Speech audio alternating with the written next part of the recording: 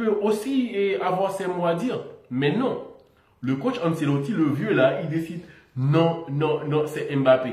Aujourd'hui, je me demande c'est quoi la différence entre le PSG et le Real Madrid sur la gestion de Mbappé. Il est arrivé, il veut jouer sur le côté gauche, il joue sur le côté gauche. Même pas une saison, même pas demi-saison. Donc Mbappé, il tire des pénaltys à son arrivée. C'est quoi ça?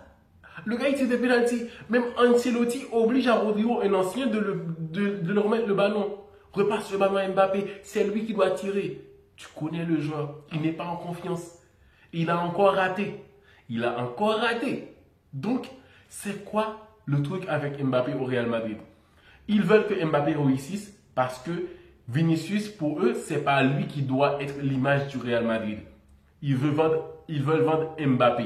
Même la Liga. Parce que à n'importe quelle passe décisive de Mbappé, il met un but de pénalty, je sais pas quoi, il est MVP, homme du match. Mbappé, tout le temps homme du match, devant Vinicius, devant Bellingham, même si tu joues mieux que Mbappé, Mbappé sera homme du match. Donc, le Real décide vraiment de tout faire pour Mbappé. Et là, ça va tout briser. Regarde Rodrigo. Tu vois que Rodrigo, il va être content de voir que Mbappé, il tire des pénaux et lui, il ne peut pas parce que Mbappé, malgré Mbappé, n'est pas en confiance. Donc là, ça aurait été différent que Mbappé, il a un bon rythme, c'est un joueur qui est capable d'être concentré à 100% sur le terrain. Même les touches de balle de Mbappé, c'est pas possible. Il est difficile de se retourner, d'être face au but. Donc là, un joueur comme ça, il n'est pas en confiance. Pourquoi on insiste à le faire tirer des pénaltys? Dans des matchs où il y a des enjeux, face à Liverpool, ça n'aurait pas dû être Mbappé sur la pression et tout ça. C'est pas un joueur en confiance. Face à Atlético Bilbao, pas du tout. Le choix n'est pas clair. Donc, on disait que Mbappé au Real Madrid, non, Mbappé il va devoir s'adapter et tout ça. Mais c'est les fans qui vont devoir s'adapter à Mbappé, de le voir partout. Il est chef, il est le roi. Mbappé est le roi de Madrid en ce moment. Il n'y a pas d'autre chose à dire. C'est incroyable qu'un joueur comme ça, il aurait dû passer du processus et de la pré-saison. Il n'y était pas. Donc là, on les fait rentrer et petit à petit dans l'équipe parce que le Real avait déjà un système qui fonctionnait malgré sortie de Toni Kroos. Le Real aurait pu se concocter quelque chose de bien mieux sans Mbappé. Et peu après, il fait partie de l'équipe. Il fait rentrer 50e minute de jeu. Il joue une mi-temps et le reste, c'est Hendrick et tout ça. Ils ont tué Hendrick. Ils tuent Arda Güler. Donc, c'est ça. C'est ça la gestion du Real avec Mbappé. Donc, on avait un Hendrick qui était vraiment en feu en début de saison. Il joue 2 minutes, il claque un but et 3 tirs cadrés. Mbappé, pour cadrer un tir, c'était un penalty.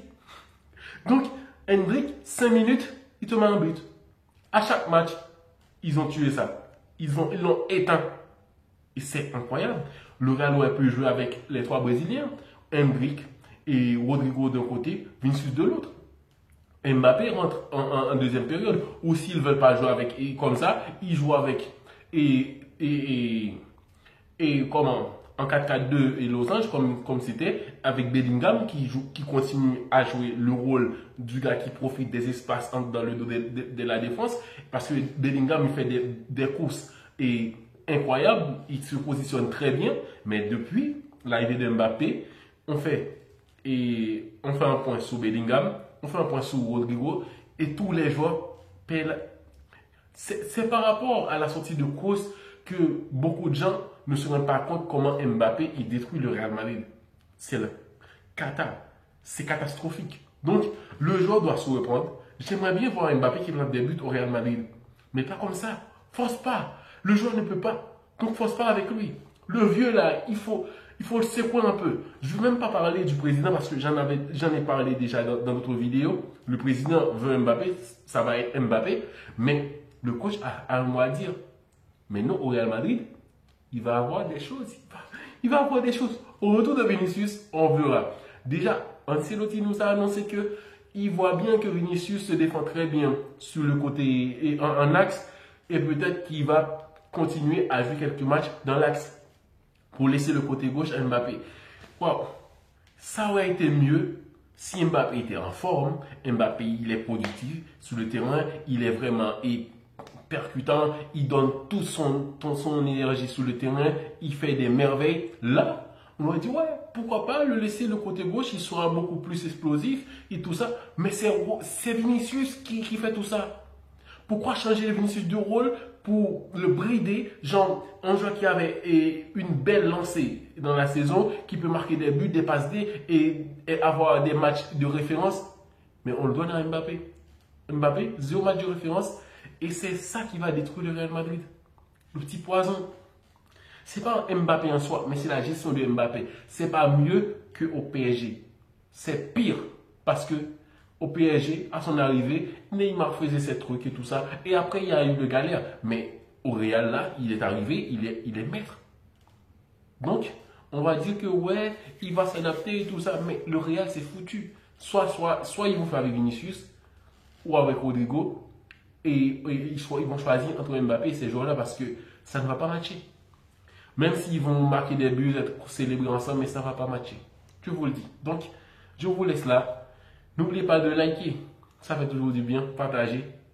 On est ensemble. Mbappé a encore raté un penalty. Et là, les critiques vont commencer à être beaucoup plus lourdes à vivre en Espagne. Il y a plusieurs choses. Déjà, la performance du Real dans sa globalité, où collectivement, on sent que c'est quand même une équipe qui n'est pas forcément au mieux. Alors, il y a beaucoup d'absents, ça c'est évident.